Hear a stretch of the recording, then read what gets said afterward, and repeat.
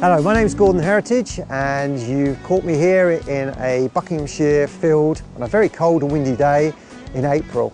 And I'm going to show you how I use the GPX range of MyNav pulse machines to find artifacts.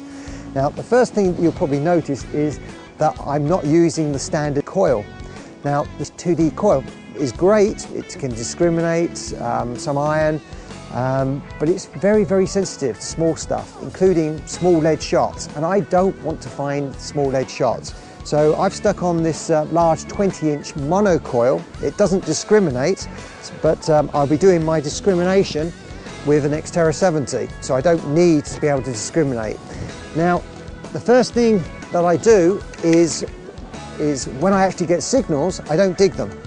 I take line marking paints, and everywhere I get a signal, I put circles around them, okay? And then after I mark out an area of 20 or 30 signals, then I go over it with the Xterra, and the Xterra will be able to tell me if there's any sort of shallow iron that needs discriminating, so I can ignore. But what I'm really looking for is the signals that the Xterra can't see at all. Now they're going to be the really, really deep coins or artifacts that I'm after. Now I put this onto an external speaker so you can hear exactly what's going on. The great thing about the GPX 4500 is there's now an amplifier within the battery pack, so you literally just plug a speaker straight into it.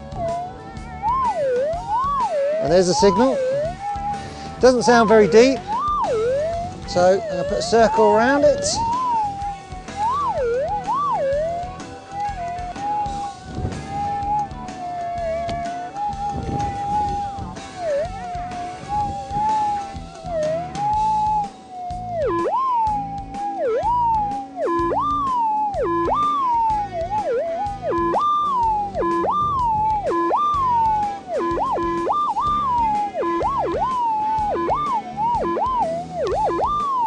Now that might be two signals, but that could also be just one signal in between these 2 points.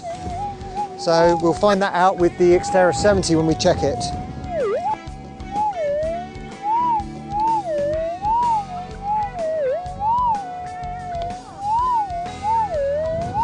It's a bit fainter.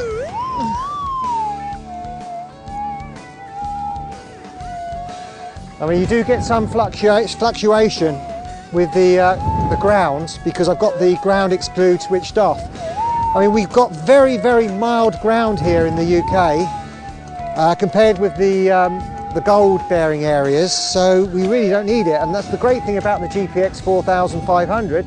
This has been the first time that one of these gold prospecting PIs have had the facility of switching off the ground exclude, so it could be a big improvement.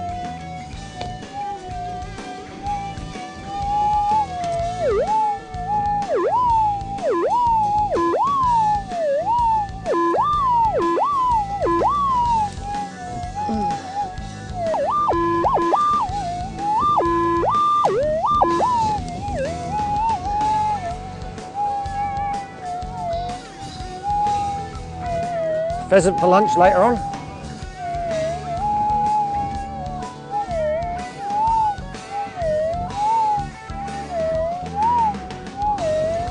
That's a nice faint one.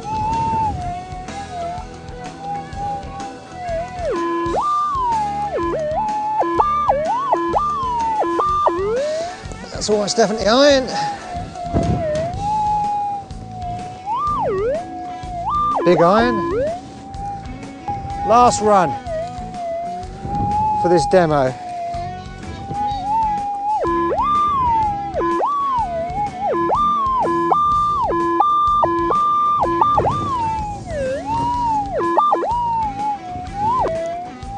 Okay, I think that will do for this demonstration. Okay, so we switch off the GPX 4500. Okay, and disconnect it. Now the interesting bit.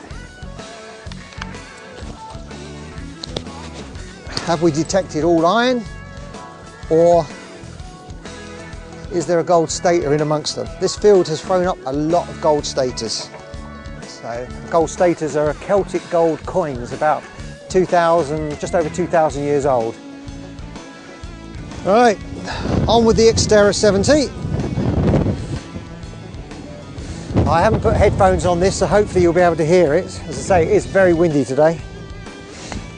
Don't need the paint now.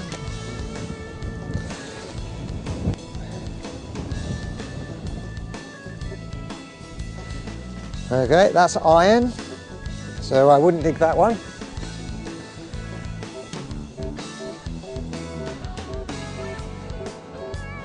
That says -6. Might come back and still have a look at that. That's the same. That one, there's nothing. So we're definitely going to dig that one. Okay, I'll leave the spade there, so now I'm going to dig that. And that's a positive signal. So we're going to dig that one. I don't have to detect in between these signals because I know that if the GPX 4500 didn't get the signal, there won't be anything there. That's iron. That's iron. That's iron. So we've got 2 signals out of 1, 2, 3, 4, 5, 6, 7, 8. 8 signals, and 2 of them are good. Right, now this is the first signal. The Xterra 70 says there is absolutely nothing there in the ground, so we know it's beyond its depth range, and it could be a small piece of iron, but it also equally could be something nice. This field, as I say, has produced lots and lots of gold staters.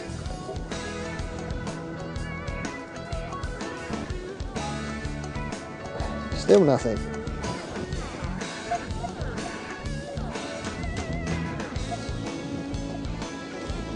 Now the only trouble with large detector heads is they're not very easy to pinpoint. And if you... The Xterra though has got an excellent pinpoint.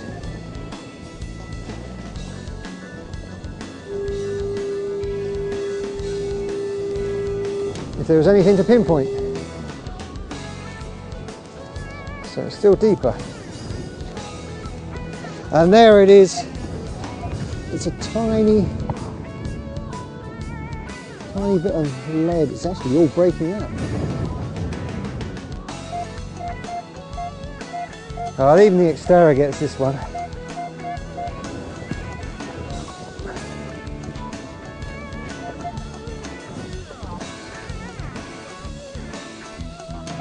Because it's not very deep.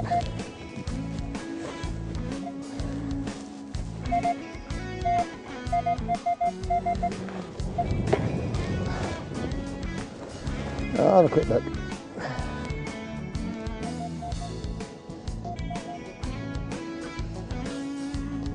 And it is a tiny piece of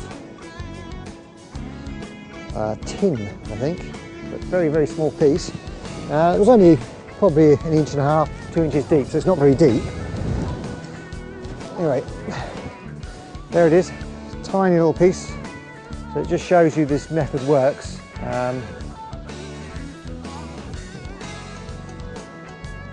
Okay, so that's it. That's the method we use. And we've had great success with these pulse machines made by Minelab. The GPX 4000 was particularly good for me, and this one's just come out, and I expect that I'm going to find a lot more with that. But the one thing I keep going on about the head, if you do use one of these machines, remember they are designed to work in a gold field, and they're trying to find minute pieces of gold. You really need to think about getting a larger head. Commander coils made by Minelab are exceptionally good, and they're probably the easiest ones to get in this country. Just go to any Minelab dealer and you should be able to get hold of them, but you really do need a larger head.